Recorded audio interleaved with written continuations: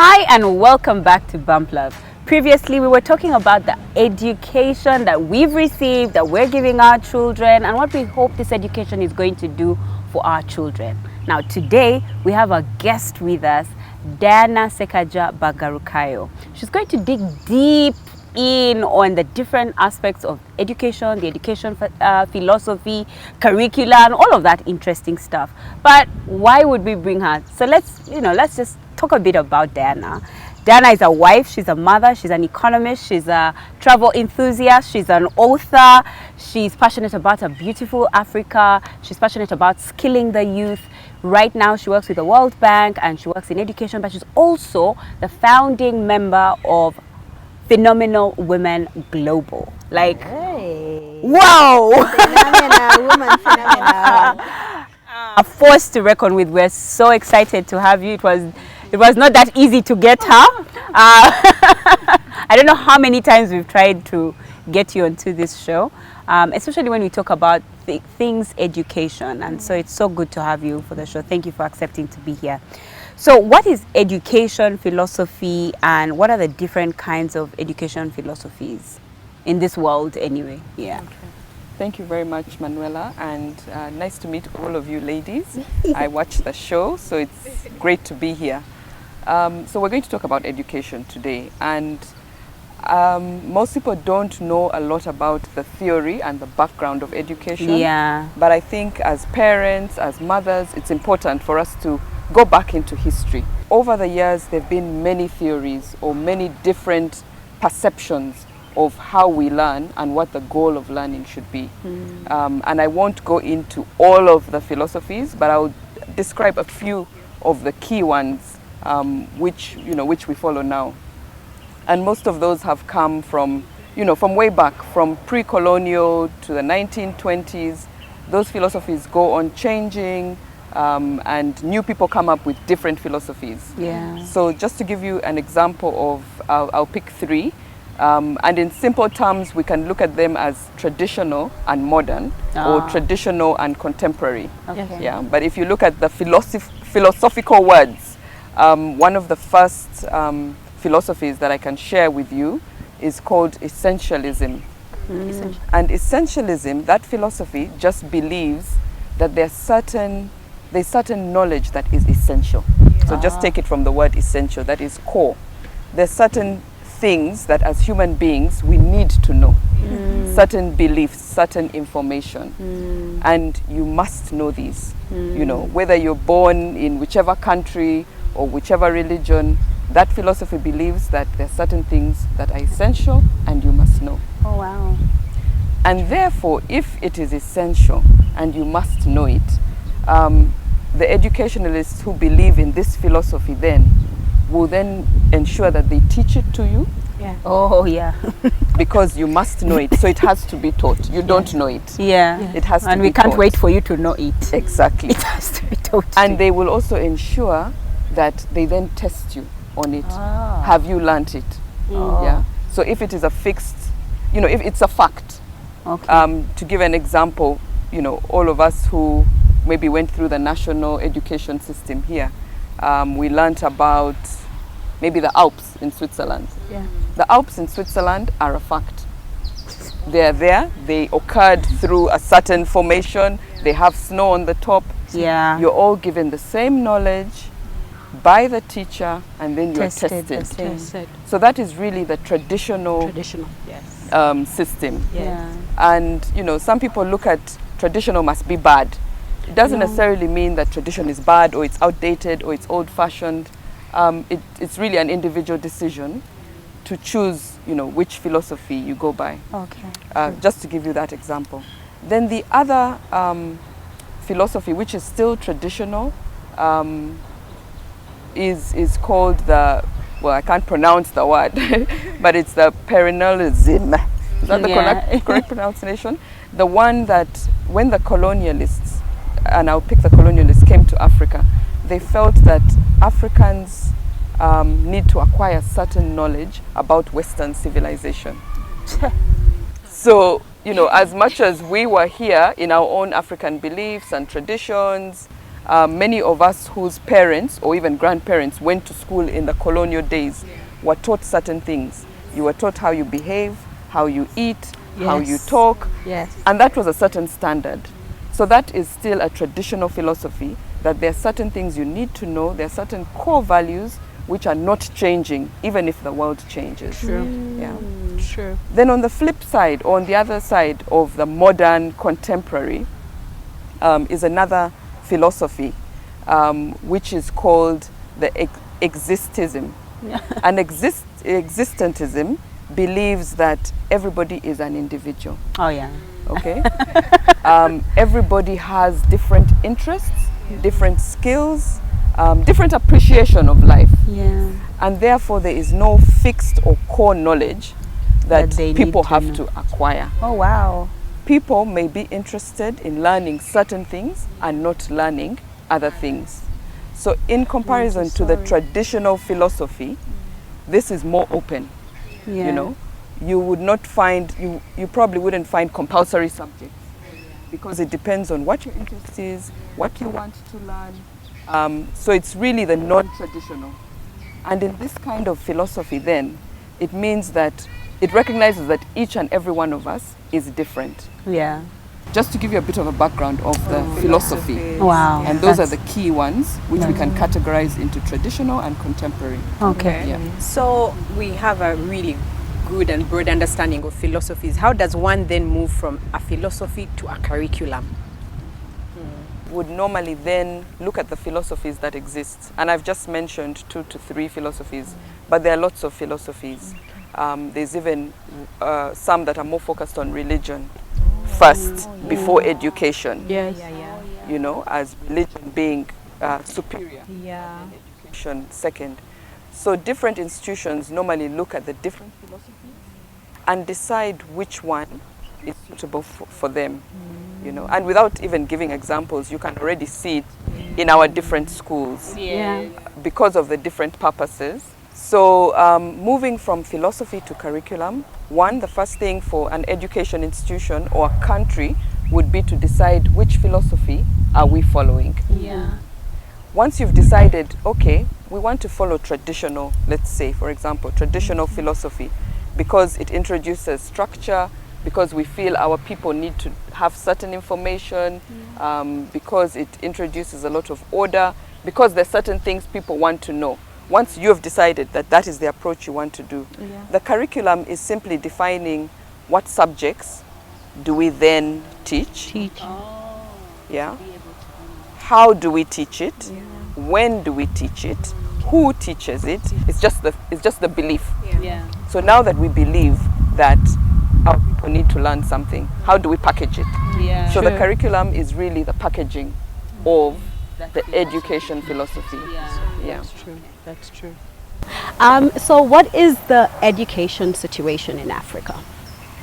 So for Africa, because most, if not all of the countries except Ethiopia were colonized, most of the schools in Africa follow the curriculum of the country that colonized. Yeah, the colonizers. Of their colonial master. Yes, the colonizers. And many of them some of them have changed that or modified that. Yes. But they more or less follow what came pre-independence. True. So in the case of Uganda, for example, before independence, we had the Cambridge system. Yes.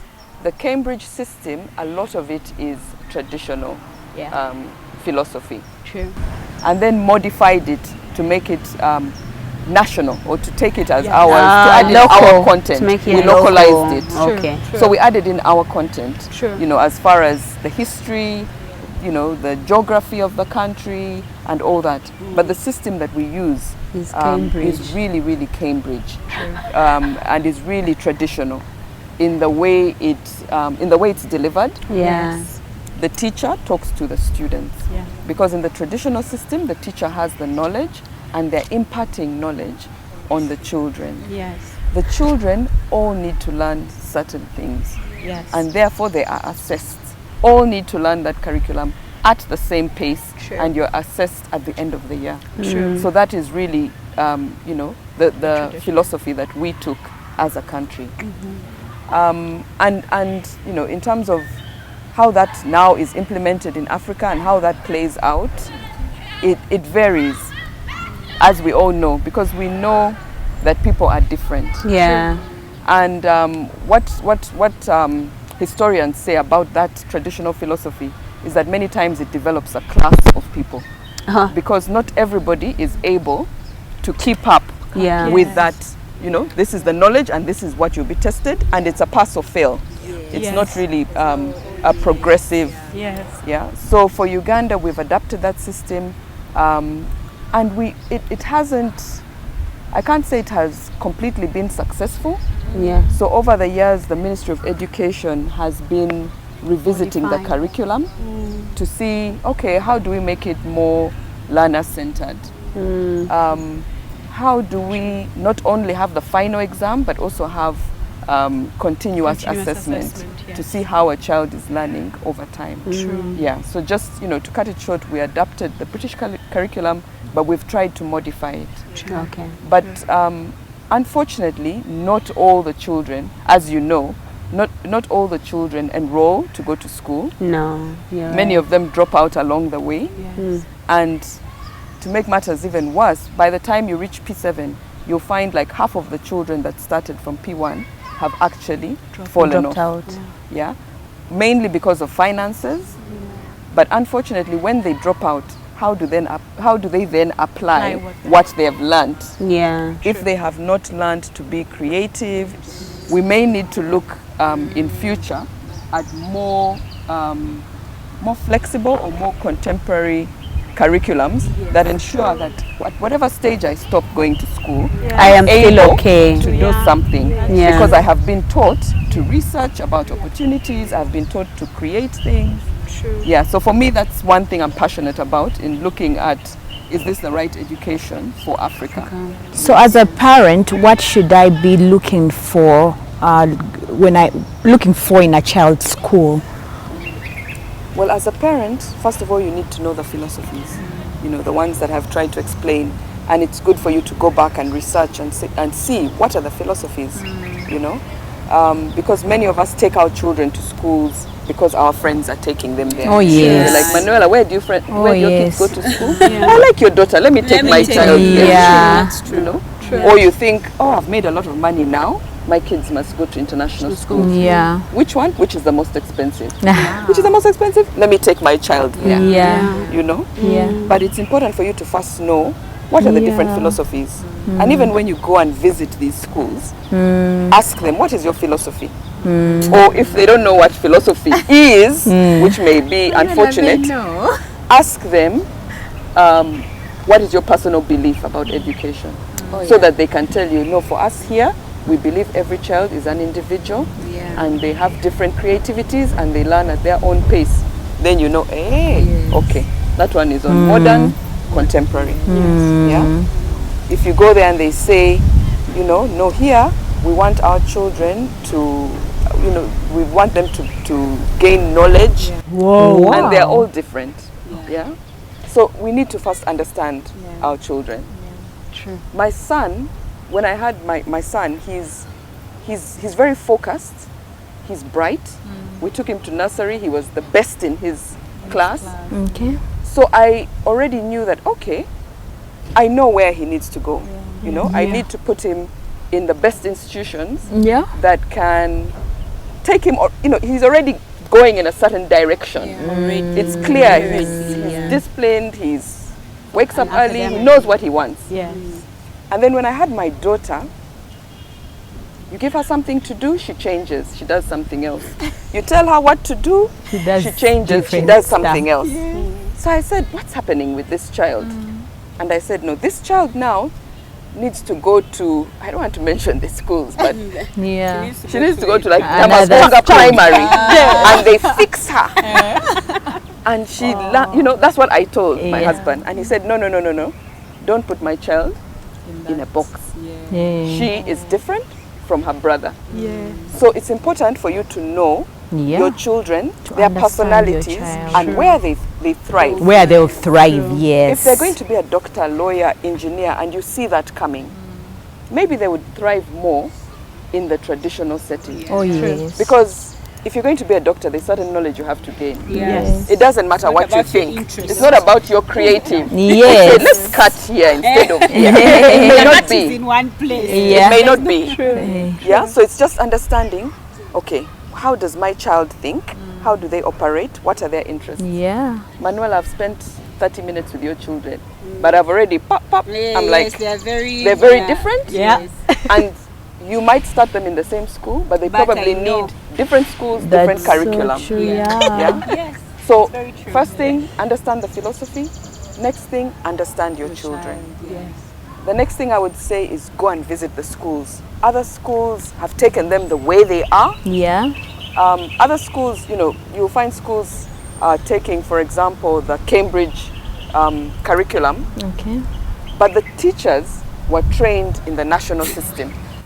So whereby they should be implementing Cambridge. Okay, so you've sort of given us an overview of where we came from and where we are now. How do you think the education philosophy is going to change in the future? 21st century, post-21st century. Yeah. Now, in the future, so we're seeing a lot of things coming up. But some things will change, some things will stay the same. By the nature, we'll still have seminaries, we'll still have people who believe that you need to maintain those traditional values. Yes. Yeah. Yes. The same with even us as Africans. We still have to maintain a certain amount of culture, which you might want to be passed on to your child. So we'll still keep the traditional philosophy; it will still be there. At the same time, the modern philosophy is there, but I think we have to kind of see how the world is changing. So we're seeing technology is coming in play. Yes. Children can find information for themselves on the internet, on the phone. So you might not need to teach your child about Rhinelands or all the Canadian prairies. We need to ensure that we're preparing our children with those critical skills. They're going to compete for jobs. Now with freedom of movement, people will come to Uganda, come to Africa, and compete with them for the jobs. So they need to be able to speak, to present themselves, to do research. Those are the essential skills that we need for the 21st century. Wow. Yeah. Wow. I don't think education has ever been that broken down For you, us. yeah. I also have a feeling like, man, our previous episode we must have looked so dumb, like we were joking. But thank you so much, Diana, for for schooling us. We needed this schooling. I hope if you've been schooled on this episode, share with us in the comment section. Let us know if you're watching this on YouTube. Like, share, comment. Tell your friends who've not yet subscribed to this channel to subscribe. And if you see an ad, please watch it till the very end. We need you to. And if you're anywhere, anytime near Kampala Serena Hotel, remember every Sunday there's a special brunch for you for only 110,000 shillings for adults and 65,000 shillings for children aged 5 to 12. You can have a sumptuous, wonderful brunch for you and your family. Like we've said before, we can't raise our children the way we were raised because we're raising them for a world that will never exist. We don't know what's going to happen in the future, but one thing we know for sure is that there's certain critical skills that our children need. So take them to a school or an environment that allows them to foster these critical skills. Until next time, with love from Bumper.